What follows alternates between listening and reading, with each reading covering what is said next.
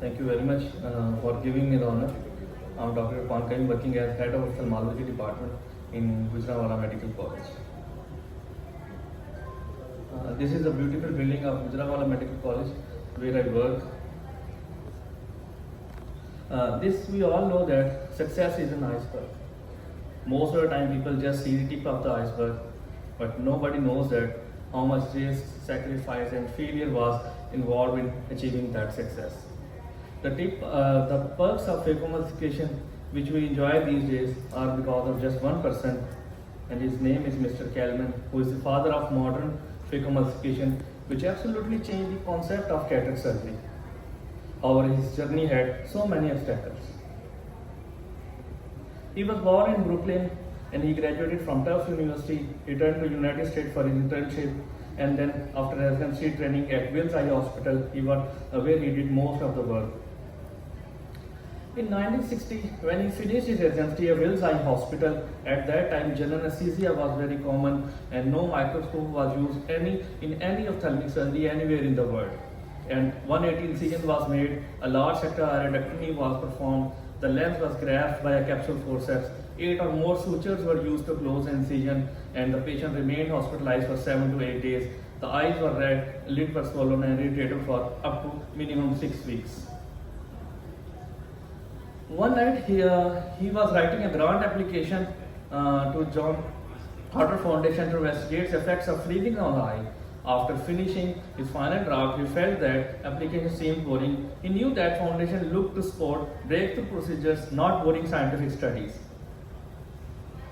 Sometime in the night, he got out of the bed and wrote a phrase which would forever change his life and would forever change the practice of cataract surgery. That phrase was, the author was also find a way to remove cataract through a tiny incision, eliminating the need for hospitalization, general anesthesia, and dramatically shortening the recovery period. He had no idea at that time that how he would accomplish his feat. He was overconfident that he could do it so easily. He began investigating devices which would break up the cataract so that it could be irrigated and aspirated from the eye. He used various drills, rotary devices, and various types of microblenders, but all were failed. There was iris damage, corneal damage, which ultimately led to permanent opacification of the cornea. After a few months, he had an idea of what if cataract was to remain static, but a device with high enough velocity to remove the stationary cataract. One day, he went to a dentist for some issue. He was sitting in a dental chair, and suddenly an idea came to his mind that the high acceleration could be achieved with an ultrasonic frequency. He started doing experiments with the dental ultrasonic unit, but initially all became successful because of the high energy radiating and the long ultrasonic time in the anterior chamber. Once he had discovered the method of breaking up the lens, he thought the rest would be easy, but it was not. There were mainly 3 problems: surgical problem, instrument problem, and political problem, which was the biggest.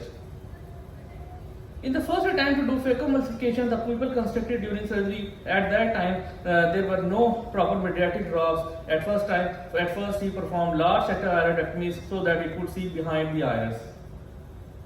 Opening of anterior capsule led him to devise cystotomes, which ultimately led to discovery of the CCC. Ophthalmic surgeons were used to tiny instruments which fit into the fingers. The hernia handpiece were extremely heavy and cumbersome. The original procedure took up to 4 hours, which over 1 hour of ultrasonic time. Finally, he discovered the new technique of cooling the phaco tips and invented phaco sleeve. The first phaco machine was very large in size with a very heavy handpiece. Here you can see a very large handpiece in his right hand. This was the first phaco machine. You can see how much big it was. The biggest problem was political. Nobody accepts change, like in Pakistan, like everywhere. It was difficult enough for a serious scientist to introduce a dramatic change in a procedure which everyone thinks is ideal. How dare a young nobody presumes to change what university professors were proclaiming the safest and most sophisticated surgical procedure ever devised, and which was intracapsular. At meetings where he presented the concept, there was so much criticism, mockery and hostility in the questions from the floor. At Manhattan IM here hospital, where he was assistant attending surgeon, the hospital voted to allow only one case per week. This cut down on the number of the cataract cases he could do. When he began doing phacoemulsification, the surgeon director advised him that he would have to stop immediately if he had even one case of serious complications. The political forces against it had the operation declared experimental by the Medicare, meaning that there would be no reimbursement for the procedure. It took several months and letters from thousands of patients from all over the country to get its ruling by the government reversed. So interestingly, the American Academy of Ophthalmology then planned to do an unbiased study comparing the results of phaco to intracapsular cataract surgery. He was put on the panel but was never allowed to see any of the result of this study until they were ready to be submitted. It came to no surprise to find that intracapsular surgery was found to be superior to phacoemulsification. Since the justification of this conclusion was rather suspect, he engaged the professor of statistics to examine the methods and conclusion drawn. His report was so scathing that the original reports were discarded, and the final verdict submitted to Academy was that phaco was at least as safe, as effective as intracapsular cataract surgery.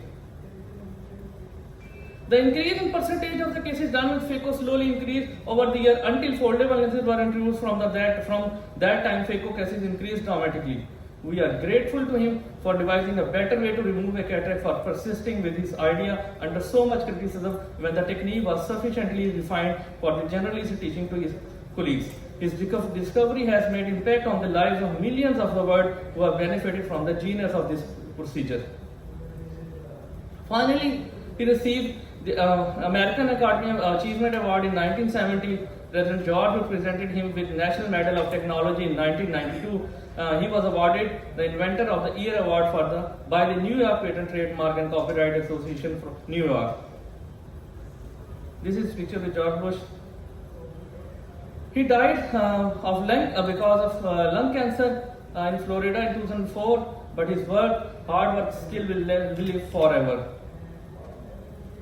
This is the first phaco machine you can see, and now the most latest, the most smallest version, and very quick, very fast. This is a reference of this paper with no financial interest. Thank you very much.